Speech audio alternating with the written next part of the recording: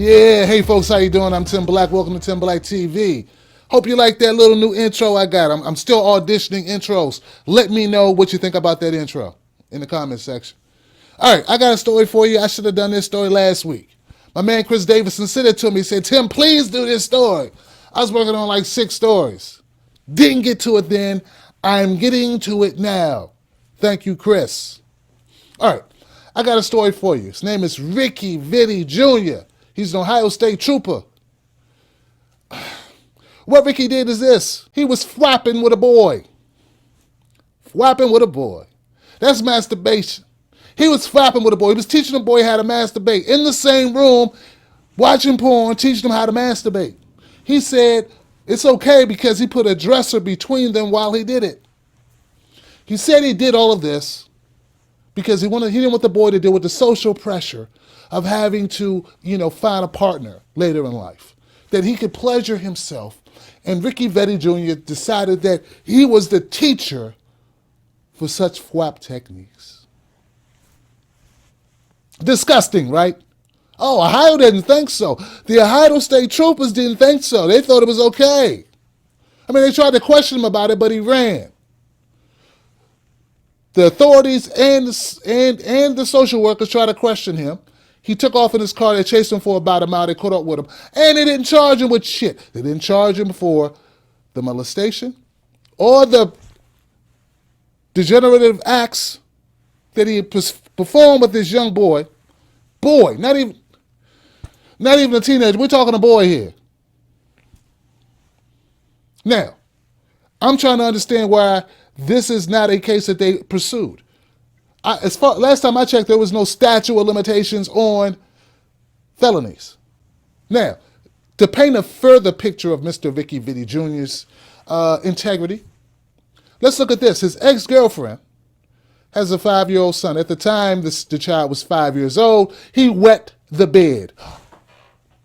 5-year-olds tend to wet beds, but I don't know. This is the reaction Ricky Vitti had. Ricky Vitti spanked the child so hard that he was bleeding from his butt. Sounds to me like a guy who gets off on boys. I mean, I'm putting these dots together and they're connecting. I mean, to me, that doesn't sound like something that a rational person would do. A person, at least and especially not a person who's given a badge and the authority to walk around and harass people or corner them or direct them. Who knows what this guy's directing people to do? I'm just saying.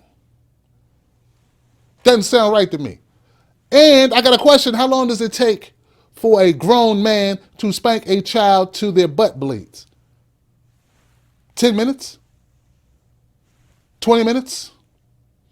Long enough to finish off a 24-pack of Pabst Blue Ribbon while thinking about massaging your genitalia in a room with a little boy with a dresser between you? I mean, come on, folks. That's what I'm thinking.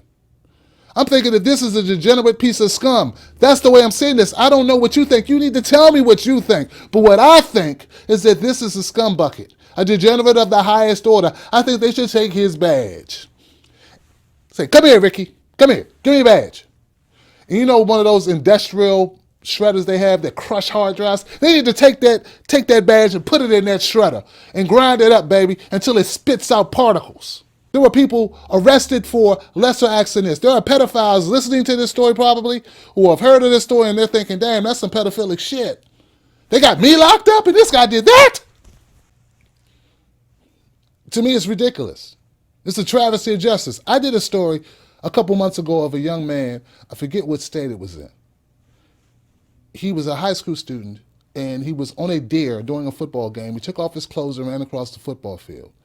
People took pictures, they uploaded it to Twitter, and they said he was the man. Yeah, what a prank, great, funny. They charged that young man with as being a sex offender. His life was ruined, in his opinion, because he had to register as a sex offender. Young man hung himself. But this officer, on at least 2 occasions, admits to exposing himself or having a young man expose himself, and says he didn't see him though. Come on. Where is the equality? I mean, there's no doubt in my mind that there is a bias on the behalf of the state prosecutor's office there in Ohio for state troopers. I mean, you don't need a crate of pedophilic movies to fall on your fucking head to realize that, do you? Now, I did leave out one important part, and that is that the ex-girlfriend, the wife, and the child whom he abused of the ex-girlfriend all have orders of protection against Ricky Vetti Jr. Another thing I failed to mention is that Ricky Vetti Jr.'s father is a retired state trooper, Ohio state trooper. Maybe that's got something to do with the reason why he's not getting charged in this case. These are just things I think about. I could be wrong, you know me. I'm quick with the trigger when it comes to calling out bullshit, when telling it like it is what needs to be done. This explanation for what he did does not pass muster. What child do you know needs to be taught how to FWAP? Who needs instruction in that? Shit, you need to teach a child how not to FWAP.